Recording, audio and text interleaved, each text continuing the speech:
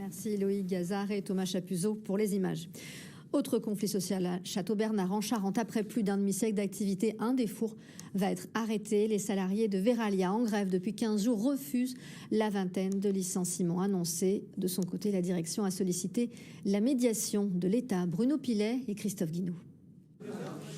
Ils ne désarment pas et entament leur 3e semaine de grève avec l'appui d'un comité de soutien présent à leur côté depuis le début du mouvement. Quand ils parlent des investissements, quand ils parlent des difficultés de l'entreprise, tout ça c'est du pipeau entièrement.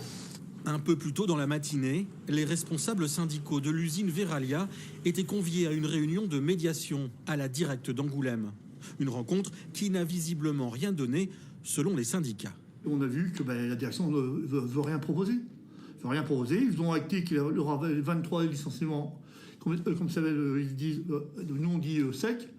Eux, ils disent contraints, mais nous, les licenciements, on n'en veut aucun. Pourtant, la CGT a proposé son projet, qui, selon elle, permettrait de dynamiser l'entreprise sans perdre des emplois.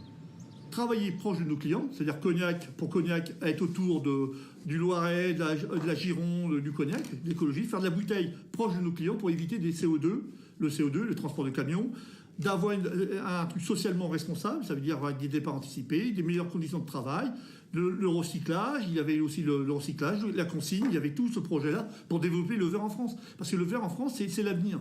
De leur côté, les 345 salariés de l'usine de Cognac Châteaubernard attendent avec inquiétude s'ils feront partie des personnes licenciées. On attend, ça devient compliqué. Le groupe Verallia prévoit la suppression de 130 postes dans ses usines françaises, liées selon lui au recul du marché des vins et à une concurrence plus rude des verriers étrangers.